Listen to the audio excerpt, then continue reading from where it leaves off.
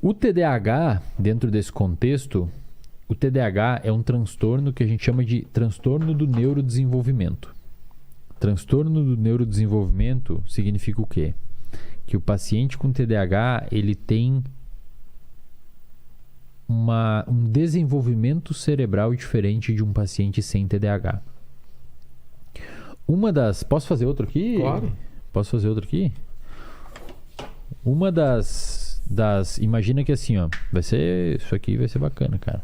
Imagina que você tem um cérebro aqui. Tá?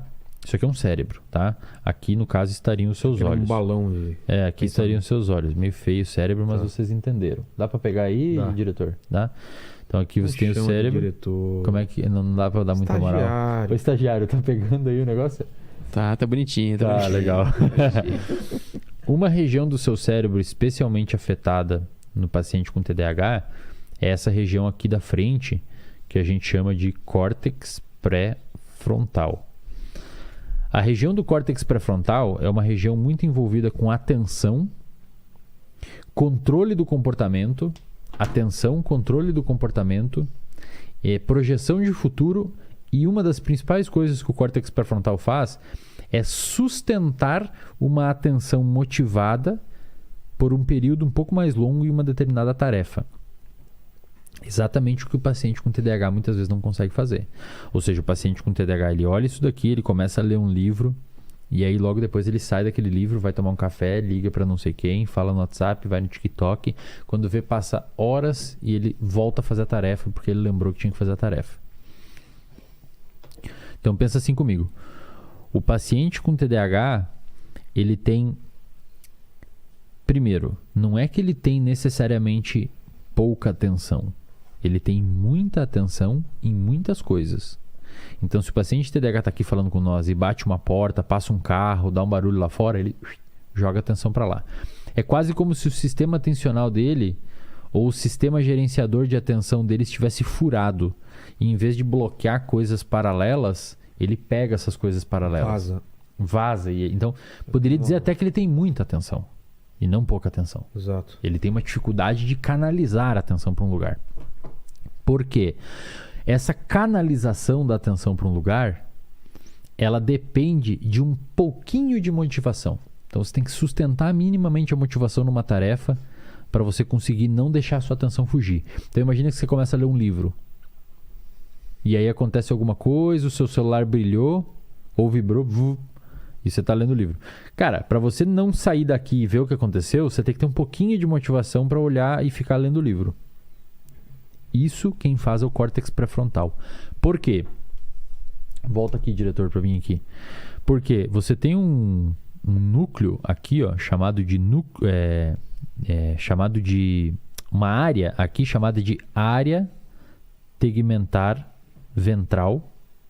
Essa área tegmentar ventral, dela saem neurônios produtores de um neurotransmissor que a gente chama de dopamina. Tá. E esses neurônios ascendem até o seu córtex pré-frontal. Cara, eu nunca vi isso aqui sendo falado na internet brasileira, cara. Vai ficar bem legal, a galera vai curtir. Exclusivo. Ó, esses neurônios eles saem para o córtex pré-frontal, da área tegmentar ventral, e também vão em direção a uma outra região do seu cérebro, chamada de núcleo accumbens. Núcleo accumbens. O núcleo accumbens é também denominado de sistema de recompensa. Então, os seus neurônios produtores de dopamina, eles saem da área tegmentar ventral e vão tanto para o córtex pré-frontal quanto para o núcleo accumbens. O córtex pré-frontal gerencia atenção sustentada, atraso de recompensa, é uma área mais racional, é uma área envolvida com controle de estímulos, é uma área de planejamento, projeção de futuro. Cenários possíveis. Tipo, eu vou ter que ler esse livro porque eu tenho prova. Ah, tá. Tenho que fazer isso aqui, senão eu vou me fuder na prova e tal. Tá. Isso daqui é o que a gente chama de sistema de recompensa. Tá. Então, quando você vai comer um chocolate, vai fumar um cigarro, vai beber álcool, vai ver pornografia, são esses neurônios aqui que se ligam e jogam dopamina aqui para você fazer esse comportamento. O paciente com TDAH, cara, ele tem, digamos que isso daqui, ó, de dopamina no córtex pré-frontal. Isso daqui é menos dopamina do que uma pessoa normal. Aqui é hipotético, tá? Eu só estou ilustrando hipoteticamente. O paciente com TDAH, ele tem menos dopamina no córtex pré-frontal. Então, o TDAH, menos dopa no córtex pré-frontal. O que isso daqui resulta, cara? Isso daqui resulta em uma incapacidade de sustentar a atenção, porque existe uma pequena desmotivação em continuar fazendo aquilo ali.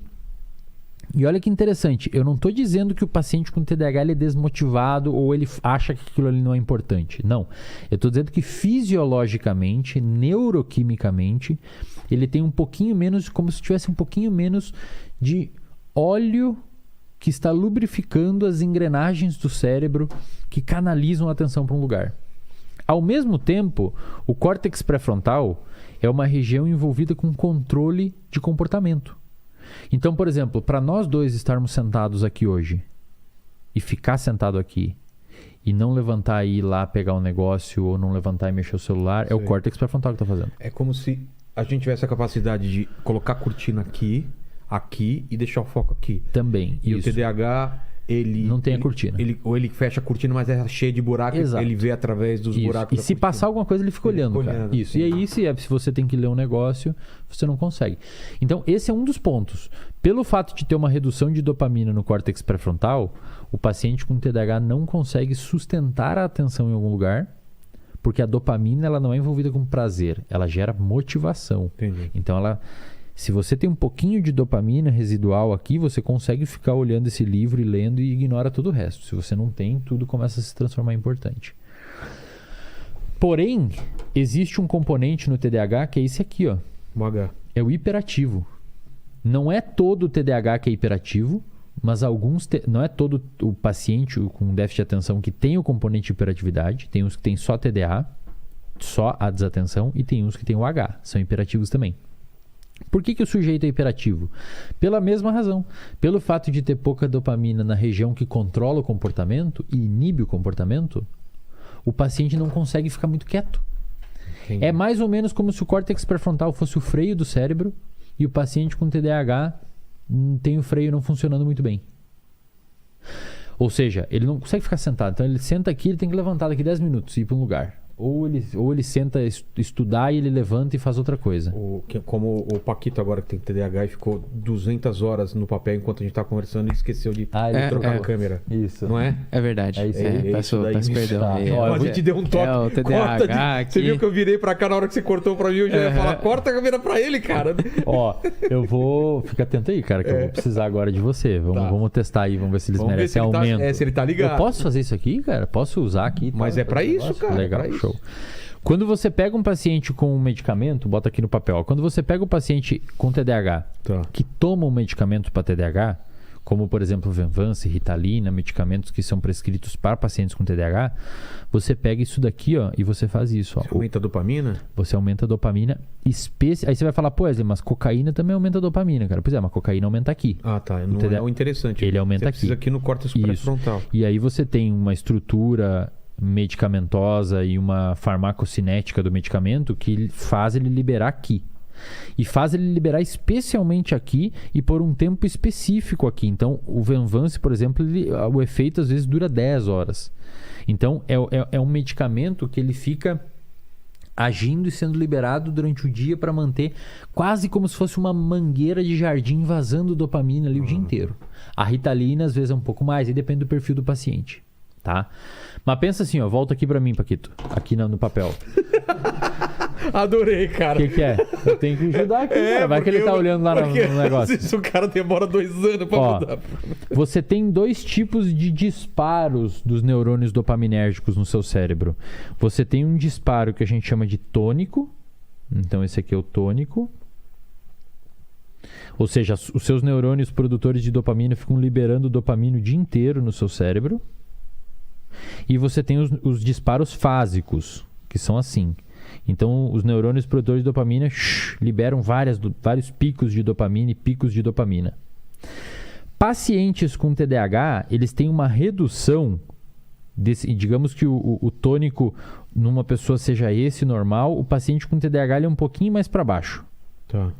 Essa redução do disparo tônico faz com que o córtex pré-frontal do paciente com TDAH tenha uma diminuição dessa dopamina e que impossibilita com que ele tenha essa motivação, essa mínima motivação para executar as tarefas. Quando você coloca um medicamento ali, reestabelece o número de dopamina que precisa no córtex pré-frontal e acontece duas coisas com o paciente. Primeiro, ele começa a conseguir focar. E, cara, se você tem TDAH e você toma medicamento, eu sei que é difícil tomar medicamento, mas, cara, paciente com TDAH é necessário, pelo menos no início, o medicamento. Vilela, você não tem noção, cara. Os caras falam assim, Eslen, eu não sei, cara. Mudou a vida. Parece que, tipo, tiraram o óculos dele e ele tá vendo. Sabe quando você tá com um óculos muito escuro e você tira e fica tudo brilhoso? É mais ou menos assim, cara. Ele vê assim, cara, eu consigo prestar atenção, velho. É bizarro, assim. Bizarra a mudança, cara. E a segunda coisa que acontece é que o paciente fica menos hiperativo. A hiperatividade reduz dele. Por quê? Porque como você reestabeleceu o número de moléculas e o córtex pré-frontal ele é responsável por inibir o seu comportamento, o paciente consegue frear. Então, em vez dele precisar levantar toda hora aqui, ir para lá e para cá e voltar, ele consegue ficar sentadinho. Entendi. Sem ficar numa bateção toda hora ou ficar levantando e tal. Olha que louco, cara. O córtex, os medicamentos para TDAH, eles são estimulantes. Venvance, cara, é um derivado de uma anfetamina. Pô. Da droga, da metanfetamina. Só que quando um paciente com TDAH toma, ele fica calmo. Olha que louco, ele toma um estimulante e ele acalma. Mais e mais fica igual a menos. Não, porque... Não necessariamente. Por quê? Porque a região do cérebro dele que está pouco funcional é a região que freia o comportamento dele, que gera calma, que é o córtex pré-frontal. Você deixa ele mais funcional, então... É como se você botasse óleo no freio do carro. Tá. O freio do carro está funcionando melhor agora. Então o cara toma um psicoestimulante, ele acalma. Corta aqui para mim, diretor, no papel. O que acontece quando o cara que está aí na faculdade ou no mercado financeiro e que quer tomar Ritalina e Venvance para dar uma performance? O cérebro dele já é assim. E aí ele faz assim, ó. E qual é o resultado prático disso? Ele coloca assim, ó. Aí ele enche de dopamina o córtex pré-frontal dele. E o resultado prático disso é que o cara vira um pincher. É uma tremedeira, ansiedade, e aí não dorme, e aí toma café pra caralho e fica ansioso. Por quê? Porque você já tem dopamina suficiente no seu córtex pré-frontal, você não precisa mais. Mas o cara que quer virar à noite e toma café, Coca-Cola ou energético, né? Não, mas daí a cafeína, de uma maneira geral, eles funcionam por outro mecanismo. Por outro mecanismo. Aí seria totalmente uma aula diferente. Tá. Mas pensa assim... aí penso... Tá, ok, então esse é um ponto.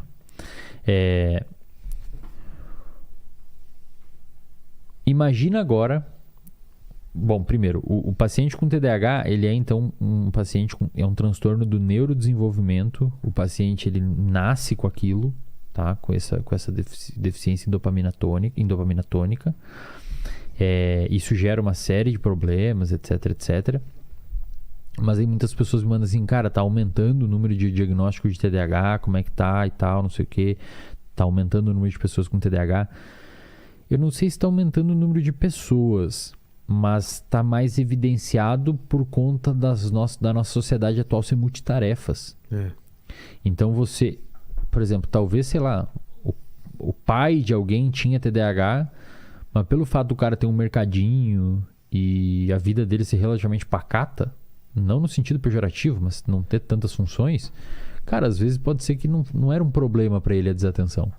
Agora o cara que trabalha com software, num business, tem que agendar não sei o que, tem que fazer um monte de coisa, aí tem um filho na escola, tem não sei o que, tem que passar no mercado, tem que não sei o que, tem as redes sociais, tem não sei o que. Pode ser que o contexto agora esteja evidenciando mais as pessoas que têm TDAH. O TDAH, ele é um transtorno que tem uma prevalência de 3 a 5% na população, Então, a cada 100 pessoas, de 3 a 5 vão ter. Os sintomas envolvem desde desatenção.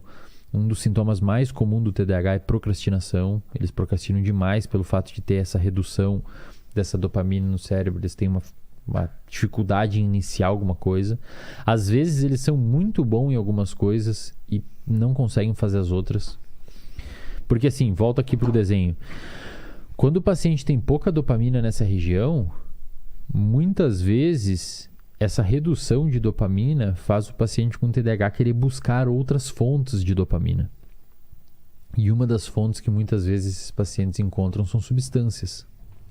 Então, o índice de pessoas que fumam, que tem TDAH, é enorme, cara. TDAH, uso de álcool, uso de droga, problema com comida. Chocolate também. Chocolate, são mais impulsivos, né? São pessoas mais impulsivas. Algumas pessoas conseguem encontrar isso em comportamento. E aí a pessoa desenvolve o que a gente chama de hiperfoco. A pessoa fica extremamente focada num comportamento porque aquele comportamento dá para ela dopamina faltante. Um TDAH muito conhecido é o Michael Phelps. Ah, é? Ele falou que a água acalmava ele. Então é quase como se a água fosse a substância dele. E ele meio que viciou em fazer aquilo. Ele ficava calmíssimo. E aí aconteceu isso. Virou um nadador olímpico, talvez o maior de todos os tempos. Mas assim, se você tem esses sintomas, procura um diagnóstico. Não tente se diagnosticar aqui pelo podcast, tá? Mas procura um profissional para fazer um diagnóstico, porque é importante e muitas vezes, cara, você procurando ajuda, você pode desvendar um problemão na sua vida que vai resolver demais.